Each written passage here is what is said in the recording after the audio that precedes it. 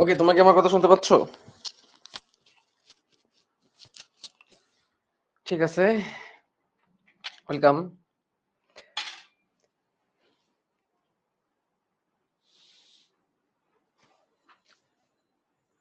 আমরা আজকে আলোচনা করব অবাধ শোষণ নিয়ে। কোনটা নিয়ে আলোচনা করব? অবাধ শোষণ। তো তার মধ্যে তোমাদের ইলেকট্রন ট্রান্সপোর্ট সিস্টেমটা একটু বাকি আছে। তো ইলেকট্রন ট্রান্সপোর্ট সিস্টেমটা পড়াতে একটু লম্বা সময় লাগবে, এজন্য ইলেকট্রন ট্রান্সপোর্ট সিস্টেমটা আমরা আজকে প্রবেশ করব না। আজকে ক্লাসটা ছোট হবে, খুবই ছোট হবে আজকে ক্লাসটা। তো যার কারণে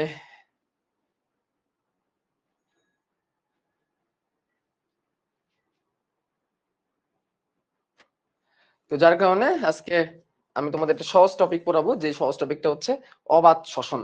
অবাধ শোষণ। আচ্ছা, তো অবাধ শোষণকে ইংলিশে বলা হয় হচ্ছে অ্যানারোবিক রেসপিরেশন। এটাকে ইংলিশে বলা হয় অ্যানারোবিক রেসপিরেশন। আমরা ইলেকট্রন ট্রান্সপোর্ট সিস্টেমে নেক্সট দিন পড়বো। আমাদের আর দুইটা ক্লাস লাগবে এই চ্যাপ্টার শেষ করতে, আর দুইটা ক্লাস, এটা পরে আর দুইটা ক্লাস লাগবে, তাহলে আমাদের ইনশাআল্লাহ এই চ্যাপ্টার শেষ হয়ে যাবে। তো আমরা একটু অবাধ শোষণটা ওপেন করে নিই।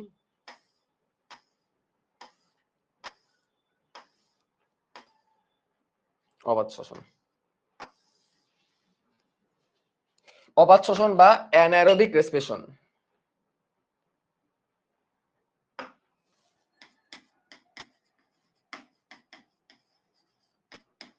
অ্যানারোবিক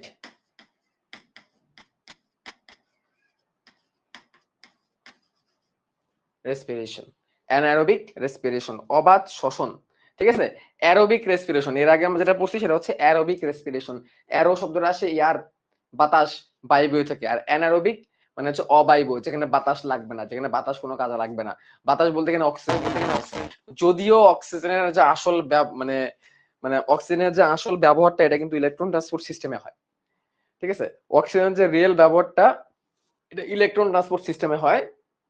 আর অবাধ শোষণের ক্ষেত্রে আমরা অক্সিজেনের ব্যবহারটা পরে আমরা দেখতে পারবো যে এখানে আসলে কোনো জায়গায় অক্সিজেনের ব্যবহারটা হচ্ছে না।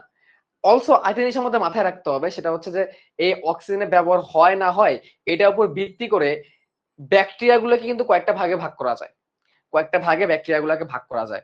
ঠিক আছে, যেমন ধরো কিছু প্রকার ব্যাকটেরিয়া আছে বায়বীয় ব্যাকটেরিয়া বলে। বায়বীয় ব্যাকটেরিয়া কারা? যাদের বেঁচে থাকার জন্য অক্সিজেন লাগবে, ওগুলাকে বায়বীয় ব্যাকটেরিয়া বলে। তারপরে আছে অবায়বীয় ব্যাকটেরিয়া, যাদের বেঁচে থাকার জন্য কি দরকার নাই, যাদের বেঁচে থাকার জন্য অক্সিজেনের দরকার নাই, এগুলাকে বলা হয় অবায়বীয় ব্যাকটেরিয়া। এবং বলে রাখা ভালো, এদের তো অক্সিজেন প্রয়োজন নাই তো নাই, বরঞ্চ অক্সিজেন থাকলে, বাতাস থাকলে ওরা মারা যায়। অক্সিজেন থাকলে, বাতাস থাকলে ওরা মারা যায়, এই জন্য ওইগুলোকে বলা হয় অবায়বীয় ব্যাকটেরিয়া। কি বলা হয়? অবায়বীয় ব্যাকটেরিয়া। মানে ওরা অক্সিজেন বা ওরা বাতাস সহ্য করতেই পারবে না। এটা প্রথম অধ্যায়ে পড়াইছি, প্রথম সাইকেলের পরে যে লাস্ট চ্যাপ্টার যে জীব, অনুজীব, মাইক্রোবস, মাইক্রোবায়োলজি, ওদের মধ্যে তোমাদেরকে এই জিনিসটা পড়াইছি, যেটা অবায়বীয় ব্যাকটেরিয়া কাকে বলে। আর মাঝখানে আছে সুবিধাবাদী বায়বীয় ব্যাকটেরিয়া। ঠিক আছে, ফ্যাসিলিটেটিভ, ফ্যাসিলিটেটিভ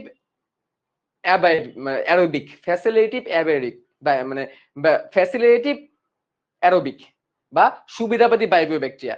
সুবিধাবাদী বায়বীয় ব্যাকটেরিয়া কারা? এটা দুই টাইপের হয়। কিছু কিছু আছে এদের কখনোই মানে এদের অক্সিজেন প্রয়োজন নাই, বাতাস প্রয়োজন নাই, অক্সিজেন থাকতে পারে। আরেকটা আছে সুবিধাবাদী বায়বীয় ব্যাকটেরিয়া। এরা কেমন? এরা হচ্ছে এদের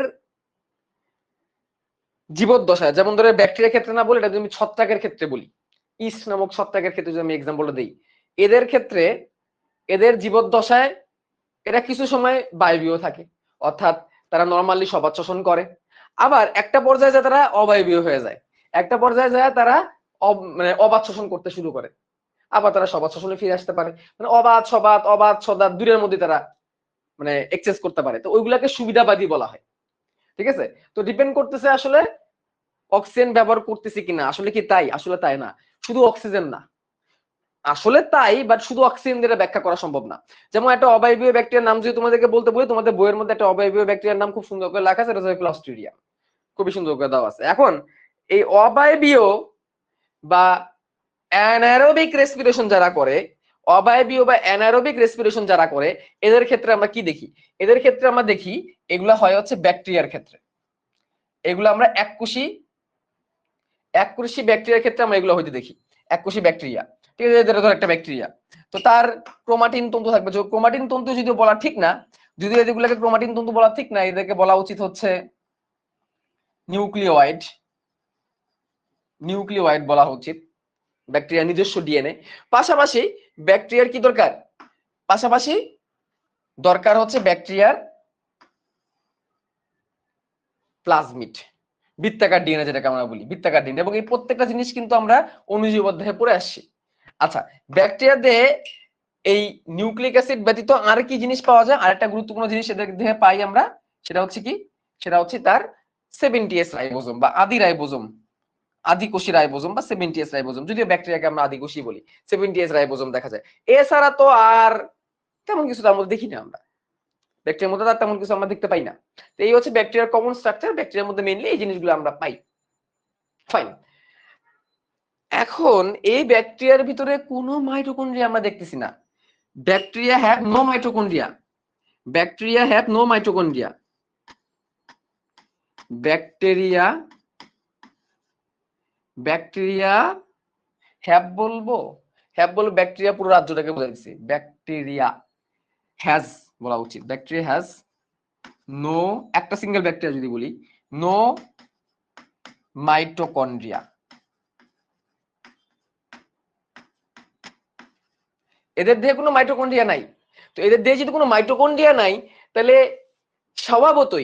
স্বভাবতই এদের মধ্যে অ্যাসিটাইল কোয়ে সৃষ্টি, ক্যাপস চক্র, ইলেকট্রন প্রবাহ তন্ত্র এগুলো হওয়ার কোনো পসিবিলিটি নাই।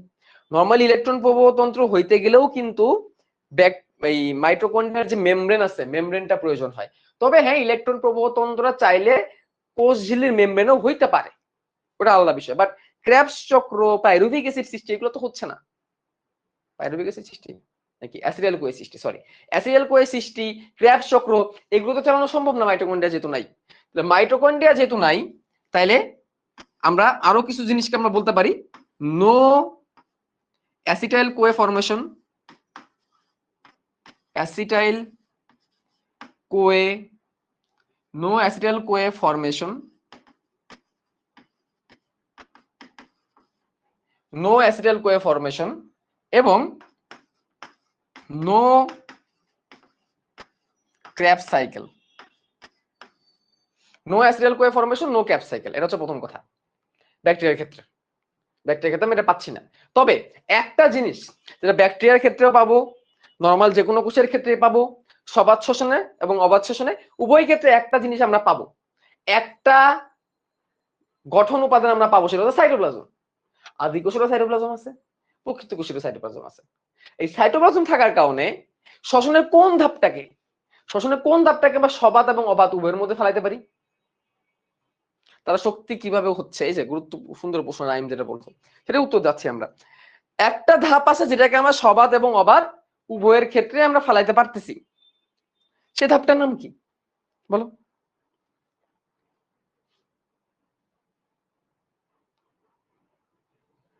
সে ধাপটার নাম হচ্ছে গ্লাইকোলাইসিস, সে ধাপটার নাম হচ্ছে গ্লুকোজের লাইসিস বা গ্লাইকোলাইসিস।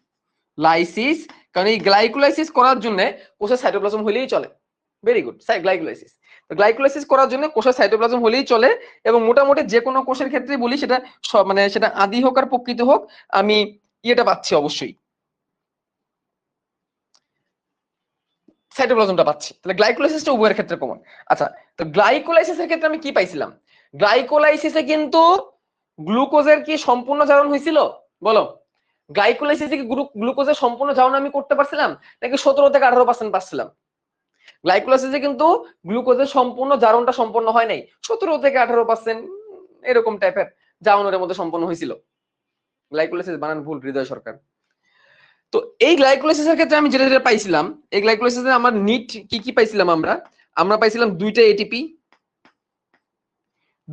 মানে 4টে এটিপি তৈরি হয়েছিল, 2টা এটিপি খরচ হয়ে গেছিল, তো সেই হিসাব করলে আমরা 2টা এটিপি পাইছি। এবং সাথে আমরা আর কি পাইছি, 2টা NADH+, যেটাকে আমরা 2টা NADH2 বলতে পারি, আমরা 2টা NADH2 বলতে পারি। তো এই জিনিসগুলো আমরা গ্লাইকোলাইসিসের ক্ষেত্রে আমরা পাইছিলাম।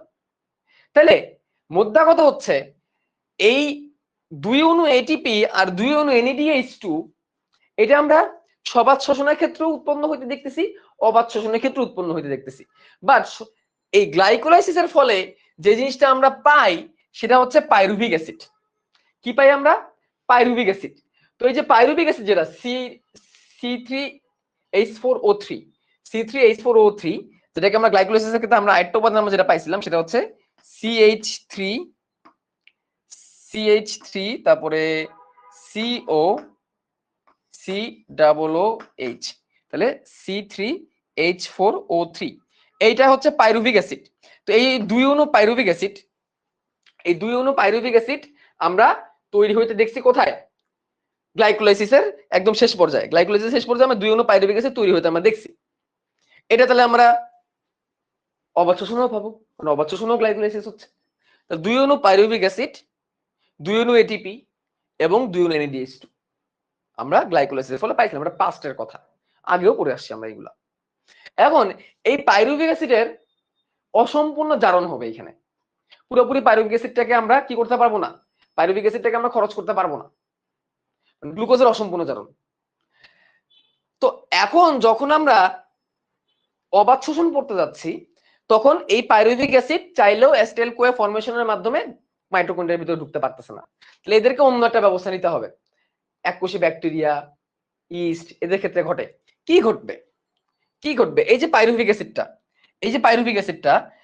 অ্যাসিড প্রথমে কার্বক্সিলেজ এনজাইম ব্যবহার করবে, কার্বক্সিলেজ এনজাইম ব্যবহার করবে এবং কার্বক্সিলেজ এনজাইম ব্যবহার করার মাধ্যমে সে কার্বন ডাইঅক্সাইড ত্যাগ করবে। যেহেতু এখানে 2টা আছে তাহলে 2টা কার্বন ডাইঅক্সাইড ত্যাগ করবে। কি করবে? 2টা কার্বন ডাইঅক্সাইড ত্যাগ করবে। তাহলে অবাত শোষণে কিন্তু 2টা কার্বন ডাইঅক্সাইড তৈরি হতে দেখতেছি। অবাত শোষণে কিন্তু কার্বন ডাইঅক্সাইড পাচ্ছি, অবাত শোষণে 6টা কার্বন ডাইঅক্সাইড তৈরি, অবাত শোষণে আমরা 2টা কার্বন ডাইঅক্সাইড পাচ্ছি। তাহলে কার্বক্সিলেজ এনজাইম ব্যবহার করার মাধ্যমে 2টা কার্বন ডাইঅক্সাইড চলে গেল, বা নরমালি একটা কার্বন ডাইঅক্সাইড চলে যায়। আমরা একটা দিয়ে হিসাব করি তাহলে তোমরা বুঝতে পারবা, একটা দিয়ে আমরা হিসাব করি, আমরা পথে একটা দিয়ে হিসাব করি। তাহলে একটা কার্বন ডাইঅক্সাইড বের হয়ে গেল, তাহলে 3 কার্বন বিশিষ্ট যৌগ ছিল এবং 2 কার্বন হয়ে গেল। 3 কার্বন বিশিষ্ট যৌগ ছিল 2 কার্বন হয়ে গেল। তাহলে আমরা ধরতে পারি এখান থেকে, আমরা ধরে নিচ্ছি এখান থেকে এই 2টা উপাদান চলে গেল আর এখান থেকে এই উপাদানটা চলে গেল। তাহলে এইটুকুকে বাদ দিয়ে যদি আমরা লিখি তাহলে উপাদানটা এখন কি হয়ে যাবে? এটা অ্যালডিহাইড হয়ে যাবে। তাহলে CH3, এখানে CH থাকলো আর এখানে থাকলো CHO, এখানে থাকলো CHO। খেয়াল করো, তুমি এখানে কার্বন ডাইঅক্সাইড বাদ করে দাও, কার্বন ডাইঅক্সাইড বাদ করে দিলে এখানে CO চলে যাবে, এখানে অক্সিজেন চলে যাবে, তাহলে CH3 CHO। তাহলে এই যৌগটা কি হইলো এখন বলো? এই যৌগটা কি হইলো? অ্যালডিহাইড হইলো। এর নাম হচ্ছে অ্যাসিটালডিহাইড। এই যৌগটা হচ্ছে অ্যাসিটালডিহাইড,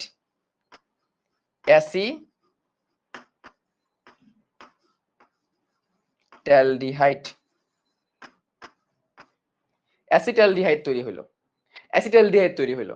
ফাইন। এখন দেখো এখানেই ঘটনা শেষ হয়ে যেতে পারতো, কিন্তু ঘটনা এখানে শেষ হয় নাই। একে একদম পুরোপুরি নির্বংশ করা হবে। এখানে পুরোপুরি কি করা হবে? নির্বংশ করা হবে। দেখো NADH2 তৈরি হয়েছিল, 2টা, সেই 2টা NADH2 কে আমি এখন ব্যবহার করব, একটাকে ব্যবহার করব, যেহেতু আমি এখানে একটা পাইরুভিক অ্যাসিড নিছি, তাহলে NADH2 কে ব্যবহার করব। এইখানে কি করা হবে? এইখানে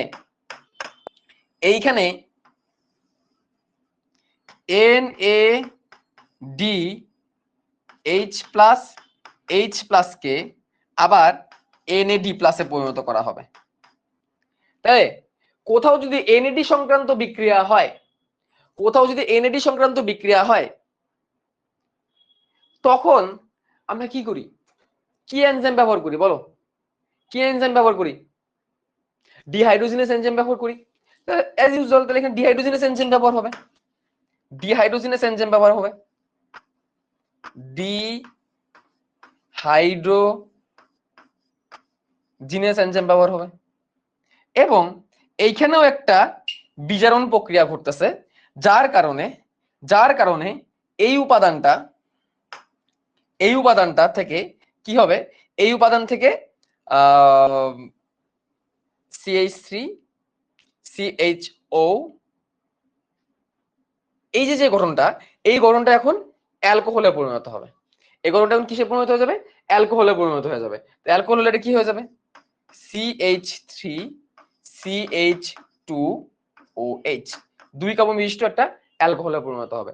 এখন তোমরা বলতে পারো ভাইয়া CH3 তো বুঝলাম, CHO তো বুঝলাম, এখানে H2 কোন জায়গা থেকে আসলো, এখানে H2 কোন জায়গা থেকে আসলো, এটা তোমাদের প্রশ্ন। দেখেন CH3 CHO তো আগে থেকেই ছিল, H2 কোন জায়গা থেকে আসলো? আরে ভাইয়া এই সেই H2 যেটা ওটার সাথে যুক্ত হয়েছে।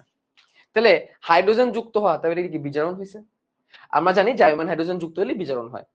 আমরা অ্যালডিহাইডের সাথে যদি জাইমান হাইড্রোজেন যুক্ত করতে পারি, অ্যাক্টিভেটেড হাইড্রোজেন যুক্ত করতে পারি, তাহলে সেটা বিজারিত হবে। আর বিজারিত হলে ডাউনগ্রেড হয়, জারিত হলে আপার গ্রেড হয়, আর বিজারিত হলে ডাউনগ্রেড হয়। পিওর কেমিস্ট্রি থেকে আসে ঘটনাগুলো, বিজারণ। অক্সিজেন যুক্ত হলে জারণ, হাইড্রোজেন যুক্ত হলে বিজারণ, তাহলে হাইড্রোজেন যুক্ত হচ্ছে তাহলে বিজারণ। তাহলে এ বিজারিত হচ্ছে, এ বিজারিত আগেও এখানে কিন্তু বিজারণই হয়েছিল, বিজারণ হয়েই কিন্তু এক ধাপ কমছে, আবার বিজারণ হয়ে আরেক ধাপ কমছে। আবার নরমালি অ্যালকোহলকে জারিত করলে সেটা অ্যালডিহাইডে পরিণত হয়, অ্যালডিহাইডকে জারিত করলে সেটা অ্যাসিডে পরিণত হয়। উল্টা ঠিক, অ্যাসিডকে যদি বিজারিত করি তাহলে সেটা অ্যালডিহাইডে পরিণত হয়, অ্যালডিহাইডকে বিজারিত করলে সেটা অ্যালকোহলে পরিণত হয়। এখানে তাই হইছে। তাই তৈরি করলো ইথানল, তৈরি করলো ইথানল বা ইথাইল অ্যালকোহল, তৈরি করলো ইথানল বা ইথাইল অ্যালকোহল, ইথানল বা ইথাইল অ্যালকোহল তৈরি হলো। এইখানে বিক্রিয়া সমাপ্ত হবে, এখানে বিক্রিয়া সমাপ্ত হবে। এইভাবে আমরা অবাত শোষণের মাধ্যমে এখন যদি 2 অণু ব্যবহার করি, অবাত শোষণের মাধ্যমে 2 অণু ব্যবহার করি, অর্থাৎ দুইটা যদি পাইরুভিক অ্যাসিড ব্যবহার করি, তাহলে আমরা কার্বন ডাই অক্সাইডও পাবো দুইটা, আমরা অ্যাসিটালডিহাইডও পাবো দুইটা, আমাদের NADH2 ব্যবহার করতে হবে 2 বার, দরকার নাই দেওয়ার। আর আমাদের এখানে ইথাইল অ্যালকোহল তৈরি হবে কয় অণু, 2 অণু। ইথাইল অ্যালকোহল তৈরি হবে 2 অণু। তাহলে এইভাবে করে আমার অবাত শোষণ চলে। এবং এইখানে কিন্তু জাস্ট যদি আমি একসাথে করি, এটাকে যদি আমি একসাথে করি, পুরো বিক্রিয়াটাকে যদি আমি একসাথে করি, তাহলে আমরা কি পাবো সেটা কিন্তু আমাদের দেখা উচিত। কারণ আমাদের তো একদম শুরু থেকে শেষ করতে হবে, তাই না? শুরু থেকে শেষ মানে কি? শুরু থেকে শেষ মানে হচ্ছে বিক্রিয়াটা শুরু হয়েছিল C6H12O6 থেকে, এখন একেবারে করতেছি আমরা। এখান থেকে বিক্রিয়াটা শুরু হয়েছিল C6H12O6,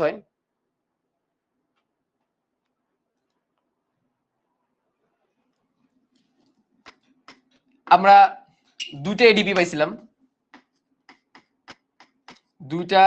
পাইছিলাম, যার সাথে দুটো ফসফেট যুক্ত হয়ে সেটা দুটো এটিপিতে পরিণত হয়েছে, দুটো ফসফেট যুক্ত হয়ে। তাহলে আমরা দুটো এটিপি লিখে দিলাম আগেই, দুটো এটিপিতে দুটো ফসফেটে পরিণত হয়েছে। আমরা 2 অণু ইথাইল অ্যালকোহল পাইছি সবশেষে, 2CH3CH2OH, এবং এই যে দুইটা এটিপি থেকে দুইটা এটিপি, এখান থেকে তাহলে আমরা দুটো এটিপি পাচ্ছি, এখান থেকে আমরা দুইটা এটিপি তো আগেই দিয়ে দিছি। এবং এবং আর কি পাইছিলাম, আর উৎপন্ন হয়েছিল দুটো কার্বন ডাই অক্সাইড, আর উৎপন্ন হয়েছে দুটো কার্বন ডাই অক্সাইড, এই দুটো কার্বন ডাই অক্সাইড। ঠিক আছে? তাহলে এখানে অবাত শোষণের প্রোডাকশন। এখানে মনে রাখতে হবে দুটো এটিপি থেকে আমি সর্বোচ্চ 20 কিলো ক্যালোরি শক্তি পাবো। নরমালি একটা এটিপি থেকে 10 কিলো ক্যালোরি শক্তি উপলব্ধ হয়। তো এই হচ্ছে অবাত শোষণ, এই হচ্ছে অবাত শোষণের একটা নিয়ম। এটা হচ্ছে অবাত শোষণের একটা নিয়ম, যে অবাত শোষণ প্রক্রিয়ায় এক অণু গ্লুকোজ আংশিকভাবে জারিত হয়ে 2 অণু ইথাইল অ্যালকোহল এবং 2 অণু কার্বন ডাই অক্সাইড এবং 2 অণু এটিপি তৈরি করে। তাহলে শক্তি উৎপাদনের ক্ষমতা কিন্তু অনেক কম। যেখানে অবাত শোষণে 36 অণু এটিপি তৈরি হয়েছে, এখানে এটিপি সম্ভাবনা মাত্র 2 অণু। এটিপি পসিবিলিটি এখানে কয় অণু? 2 অণু। বুঝলাম? আচ্ছা, অবাত শোষণ আরো একটা আছে। অবাত শোষণ আরো একটা ভাবে ঘটতে পারে, যে অবাত শোষণটাকে ল্যাকটিক অ্যাসিড ব্যাকটেরিয়া করে। ল্যাকটিক অ্যাসিড ব্যাকটেরিয়া এই অবাত শোষণটা করে থাকে।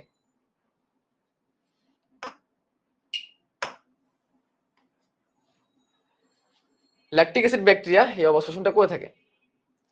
আচ্ছা, তার আগে এখানে একটু কথা বলে দিই তোমাদেরকে। সুবিধাবাদী একটা ছত্রাক আছে, ফ্যাসিলিটেটিভ ছত্রাক, সেটা হচ্ছে ইস্ট।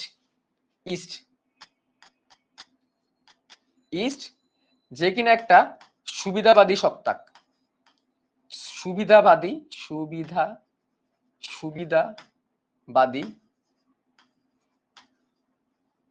ছত্রাক। ইস্ট হচ্ছে একটা সুবিধাবাদী ছত্রাক। সুবিধাবাদী ছত্রাক কেন বলতেছি? কারণ সে প্রাথমিকভাবে বায়বীয়ভাবে গ্লাইকোলাইসিস করতে পারে। সে প্রাথমিকভাবে কি করে? অবাধ মানে সবাত শ্বসনের মাধ্যমে প্রাথমিকভাবে সে ল্যাকটিক অ্যাসিড মানে ইয়ে করে আর কি, মানে কি বলে, সবাত শোষণ করে। প্রাথমিকভাবে সে সবাত শোষণ করে। তাহলে সবাত শোষণ সে করে।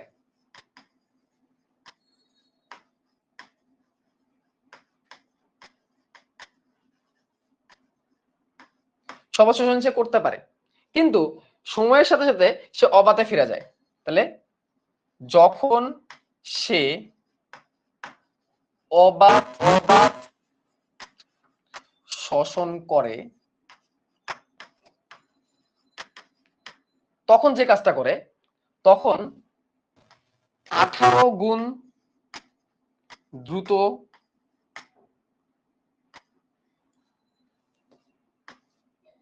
C6H12O6 কে খরচ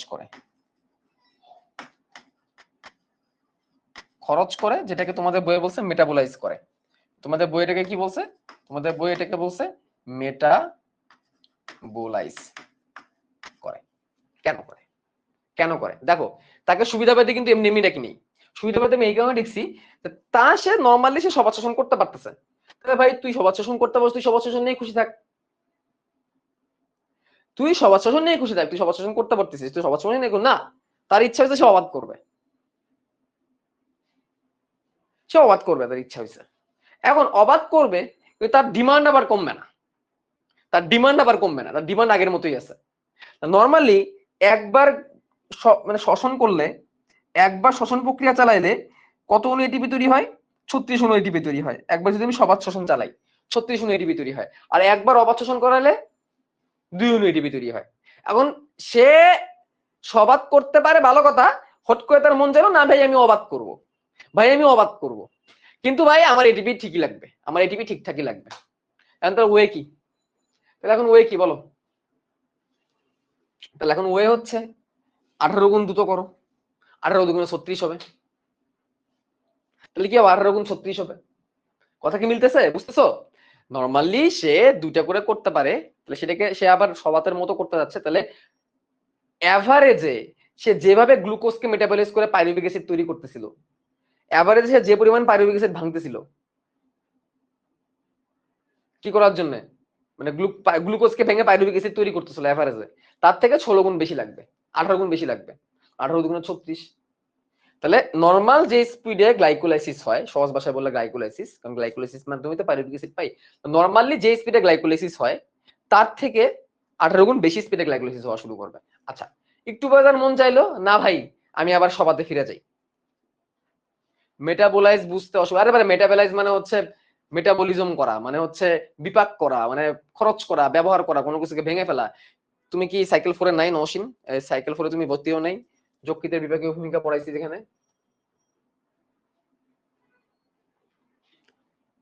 তুমি কি নাই? থাকলে হয়তো বা মেটাবলিজমটা বুঝতা। আচ্ছা, তো এই যে ইয়ে করলো, এখন কিছুক্ষণ পর তার মন চাইলো না ভাই আমি আবার অবাতে ফিরে যাই, আবার সে অবাতে ফিরে যাবে, সবাতে ফিরে যাবে, একটু পরে সে আবার সবাতে ফিরে যাবে। ঠিক আছে? পুনরায় পুনরায় সবাতে ফিরে গেলে, পুনরায় সবাতে ফিরে গেলে, পুনরায় যদি সবাত শোষণে ফিরে যায়, পুনরায় সবাতে ফিরে গেলে, নওশিন যা ইসলাম যেহেতু তুমি আসো, তাহলে তো বিপাক বা মেটাবলিজম তো বুঝার কথা। মেটাবলিজম মনে নাই? যকৃতের বিপাকীয় ভূমিকা, বিপাক মানে মেটাবলিজম, কোনো কিছু ভাঙতেছো, কোনো কিছু খরচ করতেছো, এরকম কিছু। তাহলে পুনরায় সবাতে ফিরে গেলে, গ্লাইকোলাইসিস হ্রাস পাবে, কারণ এখন তো আর আগের মতো করে বেশি বেশি গ্লাইকোলাইসিস করার দরকার নাই, তাই না?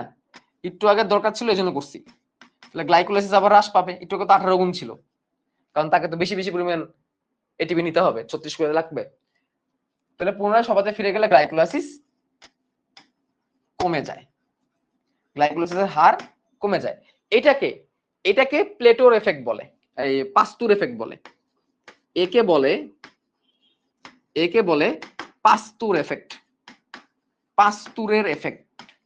একে বলে পাস্তুরের এফেক্ট, লুই পাস্তুরের নাম অনুসারে পাস্তুরের এফেক্ট। পাস্তুরের এফেক্ট, PASTEUR, পাস্তুর এফেক্ট। একে বলে পাস্তুরের এফেক্ট। বুঝলাম? পাস্তুরের এফেক্ট বুঝলাম। আচ্ছা, গেল। তাহলে এরই মাধ্যমে আমাদের মানে ইথাইল অ্যালকোহল তৈরি আর কার্বন ডাইঅক্সাইড তৈরির পার্টটা শেষ হলো। এখন এক প্রকারের ব্যাকটেরিয়া আছে যেটার নাম হচ্ছে ল্যাকটিক অ্যাসিড ব্যাকটেরিয়া। এখন ওরা কি করে, ওরা কিভাবে ঝামেলা করে সেটা দেখার চেষ্টা করবো। নতুন একটা ব্যাকটেরিয়ার নাম আমি তোমাদের লিখে দিচ্ছি, সেটা হচ্ছে lactic acid bacteria. Lactic acid bacteria, lactic acid bacteria বা ধরো ল্যাক্টোব্যাসিলাস, ল্যাক্টোব্যাসিলাস। এই যে এই টাইপের ব্যাকটেরিয়া যারা আছে, তারা কি করে, তারা এখনো গ্লুকোজ ভাঙার মাধ্যমে, এখনো গ্লুকোজ বললে ভুল হবে আসলে, তারা নরমালি একটা গ্লুকোজ থেকে, হ্যাঁ একটা গ্লুকোজ ভাঙার মাধ্যমে তারা 2 অণু ল্যাকটিক অ্যাসিড তৈরি করে। তারা কি করে, ল্যাকটিক অ্যাসিড তৈরি করে, শুধুমাত্র ল্যাকটিক অ্যাসিড তৈরি করে, শুধুমাত্র ল্যাকটিক অ্যাসিড তৈরি করে, ল্যাকটিক অ্যাসিড তৈরি করে। তো এই ধরনের রিঅ্যাকশনকে আমরা আরেকটা বিক্রিয়া দ্বারা আমরা প্রকাশ করতে পারি। আমরা পাইরুভিক অ্যাসিড আগাইতে হবে আমাদের একবার, আমাদের কি আগাইতে হবে, পাইরুভিক অ্যাসিড। তাহলে পাইরুভিক অ্যাসিড কত ছিল, CH3COC OOH, এই হচ্ছে পাইরুভিক অ্যাসিড। তো এই পাইরুভিক অ্যাসিডের উপর আগের বার তো কে কাজ করছিল, আগেরবার পাইরুভিক অ্যাসিডের উপর একটা এনজাইম কাজ করছিল, যে এনজাইমের নাম ছিল কি enzyme, carboxylase enzyme. Carbon dioxide বের হয়ে গেছিল, এবারে কার্বন ডাইঅক্সাইড উৎপন্ন হবে না। তাহলে এখানে ঝামেলাটা করতে হবে। আগেবার তো কার্বন ডাইঅক্সাইড উৎপন্ন হয়েছিল, কার্বক্সিলেজ এনজাইম দ্বারা প্রথমে কার্বন কমানো হয়েছিল, এখানে কার্বন কমানো হবে না, কারণ ল্যাকটিক অ্যাসিডের যে সংকেত, ল্যাকটিক অ্যাসিডের সংকেত, সেই ল্যাকটিক অ্যাসিডের সংকেত কি, CH3CHOH এবং COOH, এটা হচ্ছে ল্যাকটিক অ্যাসিডের সংকেত, ল্যাকটিক অ্যাসিডের সংকেত। তাহলে পার্থক্যটা কি দেখো তো, CH3COOH ল্যাকটিক অ্যাসিড আছে, এখানে ছিল সিও, এখানে ছিল সিওর সাথে দুটো H2 যুক্ত হয়েছে। এখন তুমি একটু বলো তো কার মাধ্যমে দুটো হাইড্রোজেন যুক্ত করতে পারবো। এটা হচ্ছে পাইরুভিক অ্যাসিডের সংকেত, এটা হচ্ছে ল্যাকটিক অ্যাসিডের সংকেত। তাহলে কার মাধ্যমে আমি দুটো হাইড্রোজেন যুক্ত করতে পারবো, বলো কার মাধ্যমে আমি দুটো হাইড্রোজেন যুক্ত করতে পারবো, কে কে দুটো হাইড্রোজেন যুক্ত করে দিতে পারবে, বলো কে সে, কে সে, কে সে, কে সে, who can add to hydrogen, কার মাধ্যমে আমি দুটো হাইড্রোজেন পাচ্ছি, ভেরি গুড, NADH2, যেটা আমি আগে থেকে তৈরি করে রাখছি। কে সে, সে হচ্ছে নানা দাদেন NADH2। তাহলে যেই NADH2 কে আমরা পাইছিলাম NADH+H+, সেটাকে আমি কিসে পরিণত করে দিই, NAD+ এ পরিণত করে দিই। তাহলে এখানে একটা বিজারণ ঘটলো, এই যে দুটো হাইড্রোজেন, এই যে দুটো হাইড্রোজেন, এই দুটো হাইড্রোজেন এখানে চলে আসলো, চলে আসার মাধ্যমে পুরো বিক্রিয়াটাকেই সে এদিকে পরিচালিত করলো। তো এর ফলে আমার কি তৈরি হলো, এর ফলে আমার ল্যাকটিক অ্যাসিড তৈরি হলো। কি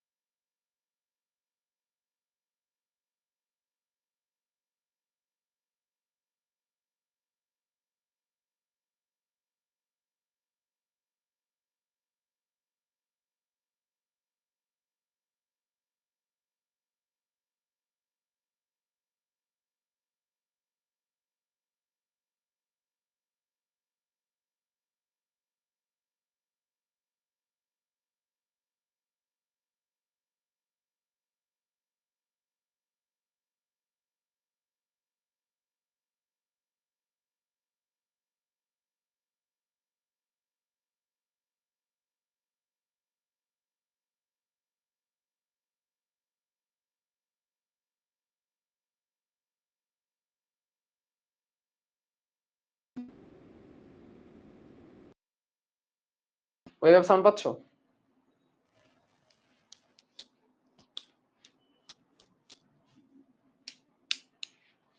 তো আমি যেটা বললাম যে উদ্দীপকে দূরে থেকে আসতে পারে, এখান থেকে একটা উদ্দীপক আসতে পারে, এখান থেকে একটা উদ্দীপক আসতে পারে, অর্থাৎ অবশোষণ দুই ভাবে হতে পারে।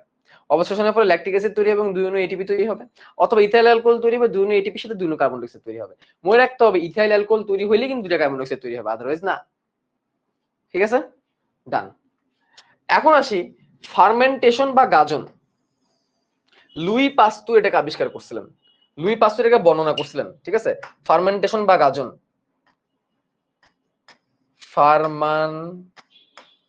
ফার্মান্টেশন বা গাজন প্রক্রিয়া বা পচানো প্রক্রিয়া। বর্ণনাকারী কে? বর্ণনাকারী হচ্ছে লুই পাস্তুর। লুই পাস্তুর। এবং এই প্রক্রিয়ার জন্য একটা এনজাইম ব্যবহৃত হয়। এই প্রক্রিয়াটা করার জন্য একটা এনজাইম ব্যবহৃত হয়, একটা এনজাইমকে এই প্রক্রিয়ায় ব্যবহার করা হয়। একটা এনজাইমকে এই প্রক্রিয়ায় ব্যবহার করা হয়, যে এনজাইমের নাম হচ্ছে জাইমেজ এনজাইম। জাইমেজ এনজাইম মনে রাখবা, ফার্মেন্টেশনের ক্ষেত্রে যে এনজাইমটা ব্যবহার করে এটাকে জাইমেজ এনজাইম বলে। এবার এটা তুমি কেমিস্ট্রিতে পড়বা, এটা তোমার কেমিস্ট্রিতে এটা পড়বা। ঠিক আছে, কেমিস্ট্রিতে তুমি জাইমেজ এনজাইমের কথা তোমরা পড়বা। ওকে, আচ্ছা। তো এই জাইমেজ এনজাইমের ফলে যেটা হয়, এর ফলে একটা শাখা তৈরি হয়ে গেছে বিজ্ঞানের। এই গাজন দিয়ে একটা শাখা, বিজ্ঞানের একটা ব্রাঞ্চ তৈরি হয়ে গেছে। বিজ্ঞানের পড়ালেখার একটা ব্রাঞ্চ তৈরি হয়েছে, যে ব্রাঞ্চের নাম হচ্ছে জাইমোজোলজি। যে ব্রাঞ্চের নাম হচ্ছে জাইমোজোলজি। জাইমোজোলজি, জাইমেজ এনজাইম নাম থেকে কিন্তু নামটা দেওয়া হয়েছে, জাইমোজোলজি। যেখানে গাজন বা ফার্মেন্টেশন নিয়ে আলোচনা করা হয়, গাজন বা ফার্মেন্টেশন নিয়ে আলোচনা করা হয়। তো পার্থক্যটা কি? তো জাইমেজ এনজাইমের হেল্প নিয়ে, এটা একটা অবাত শোষণ। এটা কি অবাত শোষণ? লিখে রাখি, similar to অ্যানোবিক respiration. Similar to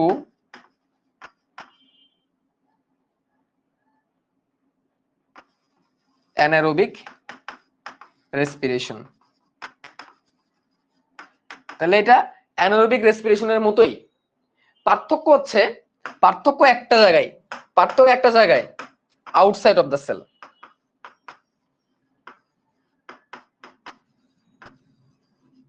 outside of the sell.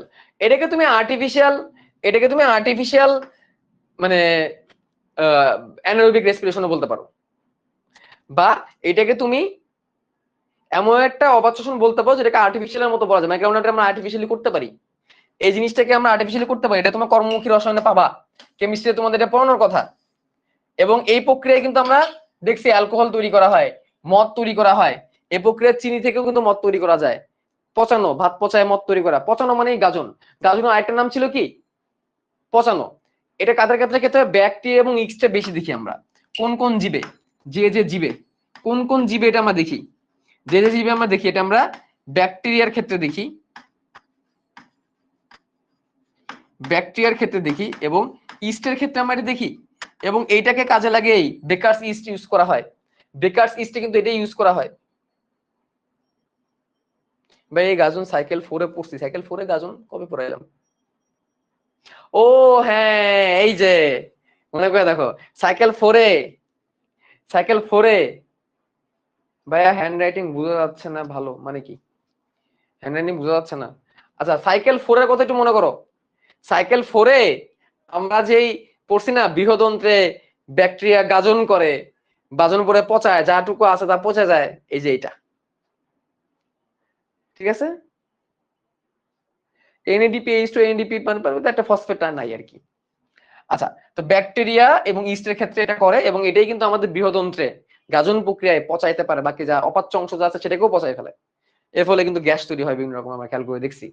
এখান থেকে নর্মাল যে দুটা গ্যাস পাওয়া যাবে, কার্বন ডাইঅক্সাইড গ্যাস পাওয়া যাবে। তো এখান থেকে প্রাপ্ত যে কার্বন ডাইঅক্সাইড গ্যাস, এই যে ইস্ট ক্ষেত্রে আমরা যেটা ইউজ করি বেকারস ইস্ট, এখান থেকে যে প্রাপ্ত কার্বন ডাইঅক্সাইড আছে, এই প্রাপ্ত কার্বন ডাইঅক্সাইড গ্যাস দিয়ে কিন্তু পাউরুটি ফোলানো হয়।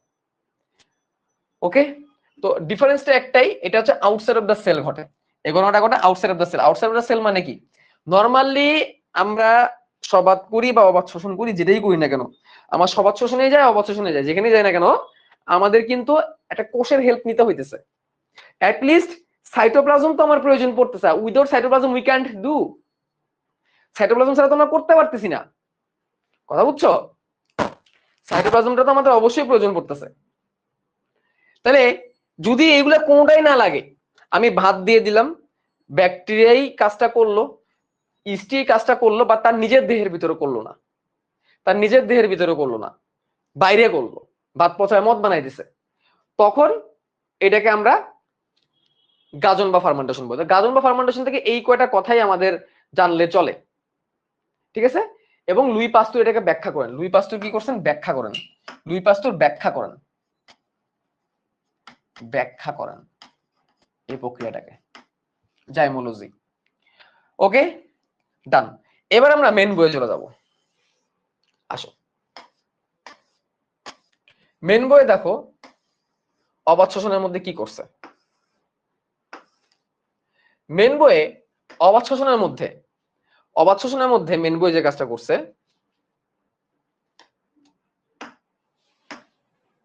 দেখা যাচ্ছে এত বাঁকা, হাই হাই হাই হাই, পুরো দুনিয়া বেঁকে গেছে,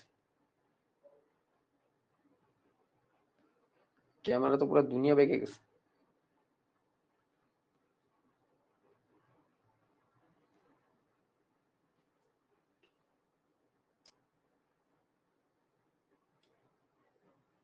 ওকে, খেয়াল করো অবাত শ্বসন কি বলছে। যে শ্বসন প্রক্রিয়ায়, যে শ্বসন প্রক্রিয়ায় অক্সিজেনের প্রয়োজন হয় না বা অক্সিজেন অনুপস্থিতি সম্পন্ন হয় তাকে অবাত শ্বসন বলে। এখানে নরমাল যেই এটা আছে সেটা দিছে, এখানে এনজাইমের নামটা উল্লেখ করে নাই। তো এটা দুইটা পর্যায়ে হয়, গ্লাইকোলাইসিস এবং পাইরুভিক অ্যাসিডের অসম্পূর্ণ জ্বলন, অসম্পূর্ণ জ্বলন, এবং লাস্টের দিকে আমরা বিজারণ হয়েছে, ঠিক আছে? তো গ্লাইকোলাইসিস এটা হবে, এবং গ্লাইকোলাইসিসের মাধ্যমে দুই অনু পাইরুভিক অ্যাসিড, দুই অনু এডিএসটি এবং দুই অনু এটিপি তৈরি হবে, যে দুই অনু এটিপি আমি পরবর্তীতে পাবো। পাইরুভিক অ্যাসিডের অসম্পূর্ণ জারণ, এখানে আমরা এখানে চলে যাবো ডাইরেক্ট, আগের কথাগুলো আমার দরকার নাই।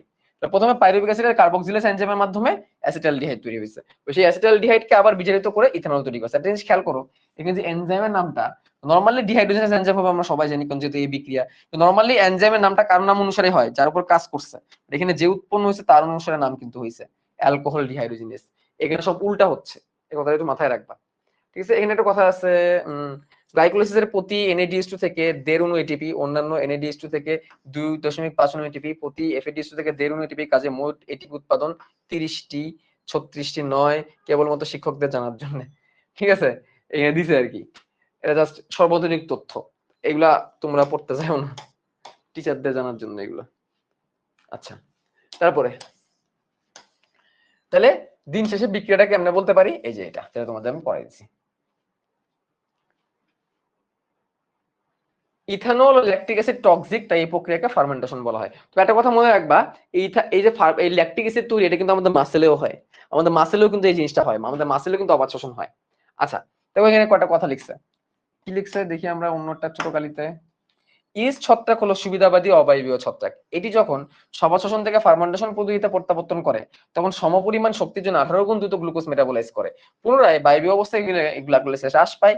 বায়বীয় শ্বসনে ফিরে আসার প্রেক্ষিতে গ্লাইকোলাইসিস হ্রাস পাওয়াকে পাস্তুর এফেক্ট বলে, তোমাদের আমি বলছি। এরপর আসি ল্যাকটিক অ্যাসিড তৈরি। ল্যাকটিক অ্যাসিড তৈরি তোমাদের বলে ফেলছি, কিন্তু এখানে জাস্ট এইটুকু দেখাবা যে কতিপয় ব্যাকটেরিয়া পানিতে, বিশেষ করে পেশিতে ল্যাকটিক অ্যাসিড অধিক উৎপন্ন হয়। আবার শ্বসন অধিকাংশ অণুবীক্ষণিক জীবের জন্য শক্তির প্রয়োজন একমাত্র উৎস এটা, মানে যদি কোনো মাইক্রো অর্গানিজম হয় তাহলে এটাই ব্যবহার করে তারা, ঠিক আছে? তো বিক্রিয়াটা জেনে রাখো। এবার জিনিস খেয়াল করো, বিক্রিয়ার যে এনজাইমটা, এখানেও একই কথা, এখানেও ডিহাইড্রোজেনেস এনজাইম আছে যেহেতু, কিন্তু নরমালি নামটা পাইরুভিক অ্যাসিড ডিহাইড্রোজেনেস হওয়ার কথা ছিল, বাট যেটা উৎপন্ন হয়েছে তার অনুসারে নাম হয়েছে ল্যাকটিক অ্যাসিড ডিহাইড্রোজেনেস। তো এখানে পুরো বিক্রিয়াটা এরকম, এখানে কিন্তু কোনো কার্বন ডাই অক্সাইড নাই, এখান থেকে কিন্তু আসতে পারে, দুধ পচে যায়। গাজন কোষের বাইরে, প্রথম এই যে কথাটা, একটা কথা দাঁড়িয়ে চলে, কোষের বাইরে, বাকি সব এক। আরেকটা কথা সেটা হচ্ছে জাইমেস, জাইমেস এনজাইম। তাছাড়া ফার্মেন্টেশন গাজন একই জিনিস। কিছু ব্যাকটেরিয়া এককোষী ইস্টে ফার্মেন্টেশন ঘটে, যে জায়গায় আলোচনা করা থাকে জাইমোলজি বলে।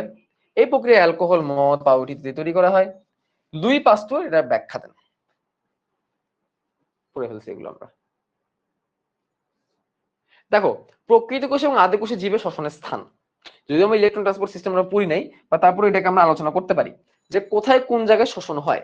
দেখো, প্রকৃত কোষের ক্ষেত্রে মাইটোকন্ড্রিয়া আছে, তাদের শ্বসনটা একরকম হবে, আর আদি কোষের ক্ষেত্রে মাইটোকন্ড্রিয়া নাই, তাদের শ্বসনটা কিন্তু আরেক রকম হবে। খেয়াল করে দেখো, মাইটোকন্ড্রিয়ার বাইরে মানে সাইটোপ্লাজমে, প্রকৃত কোষের বেলায় এখানে গ্লাইকোলাইসিস হবে এবং ফার্মেন্টেশন হবে, ঠিক আছে? সাইটোপ্লাজমের ভিতরে ফার্মেন্টেশন হচ্ছে বলতেছে তারা।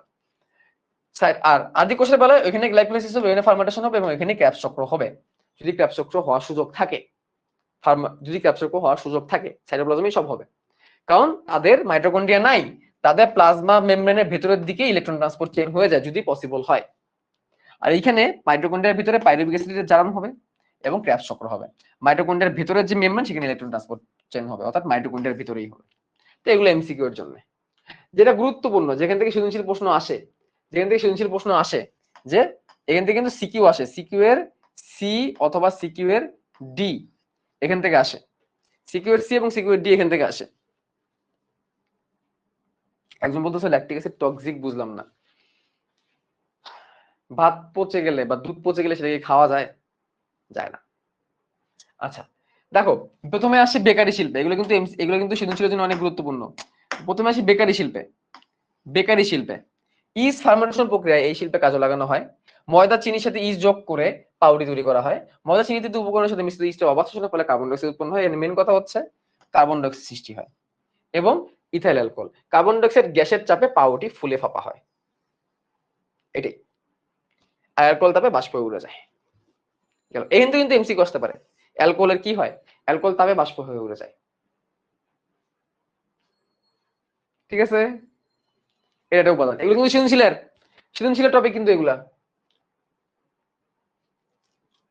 অতঃপর মদ শিল্পে, অ্যালকোহল শিল্পে দেখো, ফার্মেন্টেশন এখানে কাজে লাগে। এই প্রক্রিয়ায় আঙুরের রস, এগুলো তোমরা দাগায় নাও, আঙুরের রস থেকে ওয়াইন এবং আপেলের রস থেকে সিডার তৈরি করা হয়।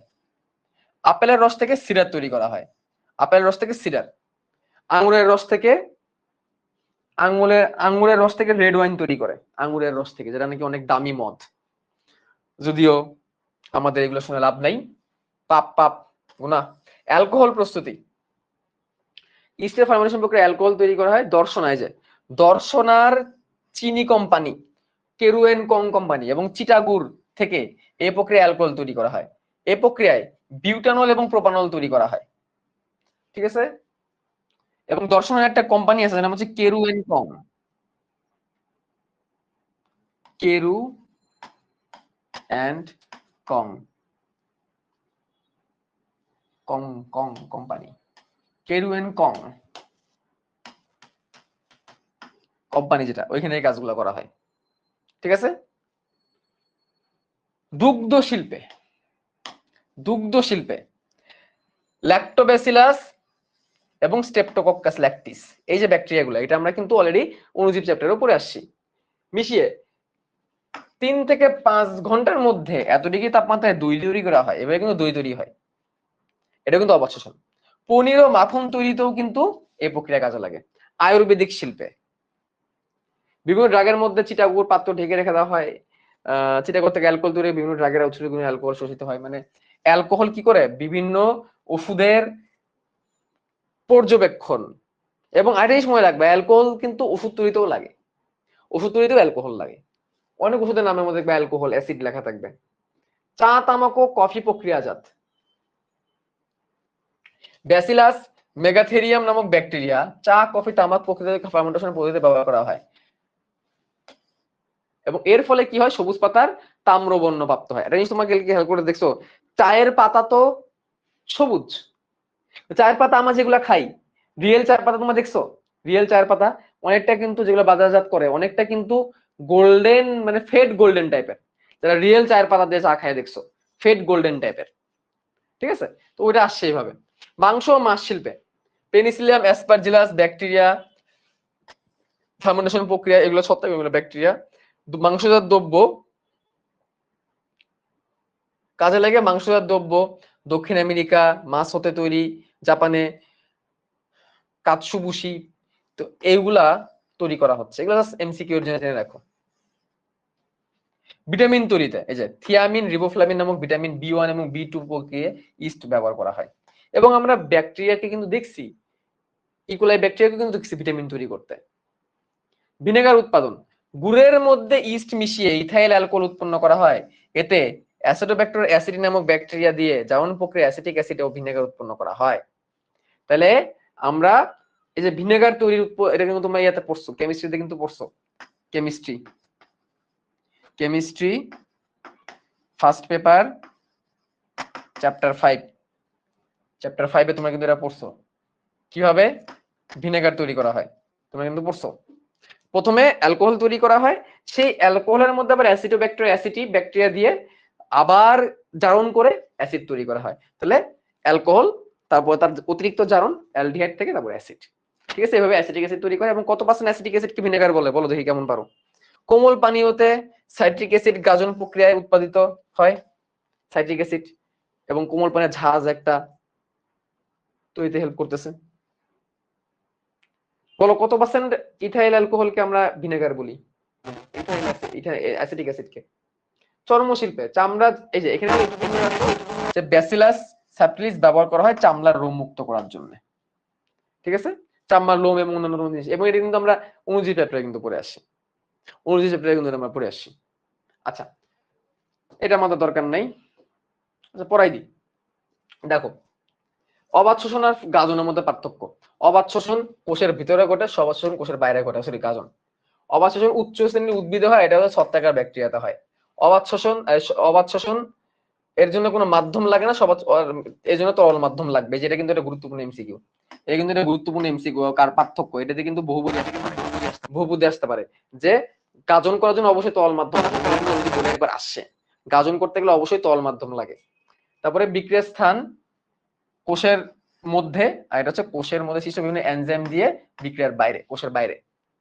গ্লুকোজের উৎস দেহের ভিতরে যে গ্লুকোজ আছে সেটা, আর এটা বাহ্যিক গ্লুকোজ ব্যবহৃত হয়, যেমন ধরো ভাত থেকে তুমি করতে পারো, বা তুমি আঙুর থেকে করতে পারো, চিনি থেকে করতে পারো। এনজাইম কার্বক্সিলেজ ডিহাইড্রোজেনেস, আর এখানে হচ্ছে জাইমেস, ভালো করে মনে রাখতে হবে। অ্যালকোহল আর কার্বন ডাই অক্সাইড সঞ্চিত হয়, আর এই প্রক্রিয়ায় কোষের বাইরে অ্যালকোহল এবং কার্বন ডাই অক্সাইড তৈরি হয়। তাহলে আগেরবার যেটা তৈরি হয়েছিল ইথাইল অ্যালকোহল আর কার্বন ডাই অক্সাইড, এখন কোষের ভিতরে, আর এখন কোষের বাইরে। ওকে, এবার তো শেষ পর্যায়ে শ্বসনিক হার, এটা আমরা পারবো। শ্বসনিক হার কোনটা? আগে আমরা সালোকসংশ্লেষণ হার পড়ছিলাম, কতটুকু কার্বন ডাই অক্সাইড দিচ্ছে, কতটুকু অক্সিজেন বের হচ্ছে। এখানে তার উল্টা, কতটুকু অক্সিজেন দিলা আর কতটুকু কার্বন ডাই অক্সাইড তুমি পাইলা, এটা শ্বসনের হার। এটা ওয়ানই হচ্ছে, সবসময় যে ওয়ান হবে তা না। যেমন ধরো, তুমি যদি ম্যালুইক অ্যাসিড ব্যবহার করো, শ্বসনের হার একটু বেড়ে যাবে। আর তুমি যদি অলিক অ্যাসিড ব্যবহার করো, শ্বসনের হার কমে যাবে। এটা মাথায় রাখতে হবে। যেমন ম্যালুইক অ্যাসিডের ক্ষেত্রে তুমি 3 অণু অক্সিজেন দাও, 4 অণু কার্বন ডাই অক্সাইড পাও। আর অলিক অ্যাসিডের বেলা ব্যালেন্সটা করা হয় 51 অণু অক্সিজেন দিয়ে 36 অণু কার্বন ডাই অক্সাইড। এখান থেকে কিন্তু এমসিকিউ আসতে পারে। আরেকটা কথা মনে রাখবা, এই যে প্রোটিনে অক্সিজেনের পরিমাণ কম থাকে এবং আমিষ রাসায়নিক বস্তু হিসেবে ব্যবহৃত হলে আর কিউ এর মান কমে যায় 1 থেকে। এটা কথা মনে রাখবা, প্রোটিন ডাইজেস্ট করতে এমনিতেই বেশি পরিমাণ পানি লাগে, প্রোটিনের মধ্যে অক্সিজেনের পরিমাণও কম, যার কারণে প্রোটিনের শ্বসনিক হারটা কমে যায়। ঠিক আছে, অ্যামিনো অ্যাসিডে তুমি ভাঙবা, শ্বসনিক হার তোমার কমে যাবে। আচ্ছা, শ্বসনের প্রভাব এখন যাবো না, কারণ আমরা এখন ইলেকট্রন ট্রান্সপোর্ট সিস্টেম পড়ি নেই। শ্বসনের গুরুত্ব তোমরা পারবা, জীবের দেহে শক্তি, খাদ্য প্রস্তুত, খনিজ লবণ পরিশোষণে শক্তি লাগে, তারপরে কোষ বিভাজনের ক্ষেত্রে শক্তি লাগে, তাপমাত্রা ব্যালেন্স রাখতে শক্তি লাগে, এনজাইম উৎপন্ন করতে শক্তি লাগে, অক্সিজেন কার্বন ডাই অক্সাইডের ব্যবহার, শিল্পে ব্যবহার, বেকারি শিল্পে ব্যবহার, এই সব জায়গায় আমার অক্সিজেন লাগতেছে বা শক্তি লাগতেছে। তো এই জন্য এটা গুরুত্ব। আর সবাদ শোষণ অবাধ শোষণের পার্থক্য, এটা আমরা আজকে চলো পড়ে ফেলি। সবাদ শোষণ এবং অবাধ শোষণের পার্থক্য। সবাদ শোষণ অবাধ শোষণের পার্থক্য কি? সবাদ শোষণে অক্সিজেন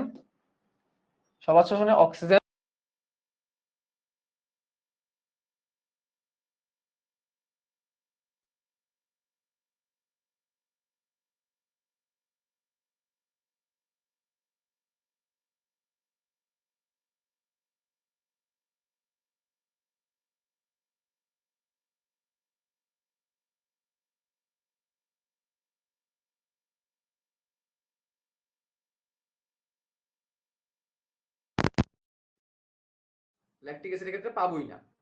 ওকে, পানির উৎপাদন, এখানে 6 অণু পানি উৎপাদন হচ্ছে, এখানে কোনো পানি উৎপাদন হচ্ছে না। শেষ পর্যায়ে আরেকটু শেষ পর্যায়ে অ্যালকোহল ল্যাকটিক অ্যাসিড এখানে উৎপন্ন হয় না, কিন্তু এখানে অ্যালকোহল ল্যাকটিক অ্যাসিড উৎপন্ন হয়। শক্তি এখানে পাইছি 36 অণু এবং 360 কিলোক্যালোরি শক্তি। তো নরমালি সব কেটে মেটে একটা এটিপির জন্য 10 কিলোক্যালোরি শক্তি পাওয়া যায়। আর এখানে 2 অণু এটিপি এবং মাত্র 20 কিলোক্যালোরি। এটা সাইটোপ্লাজম এবং মাইটোকন্ড্রিয়ার মধ্যে ঘটছে, এটা মাইটোকন্ড্রিয়ার বাইরে, মানে শুধুমাত্র সাইটোপ্লাজমে ঘটছে। আর এটিপি কোথায় ঘটে, আর এটা কোথায় ঘটে? এখানে এটিপি 36টা, এখানে এটিপি 2টা।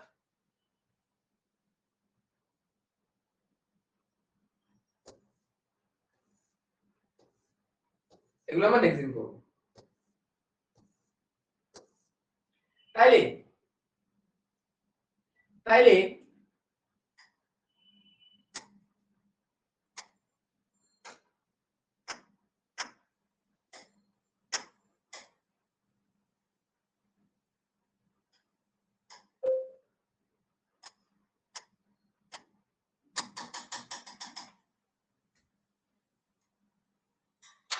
তাইলে আমাদের এই টপিকের আর মানে এই পুরো টপিকে আর একটা ক্লাস বাকি থাকলো, যেখানে আমরা ইলেকট্রন ট্রান্সপোর্ট সিস্টেম পড়বো এবং শ্বসনের প্রভাব পড়ব।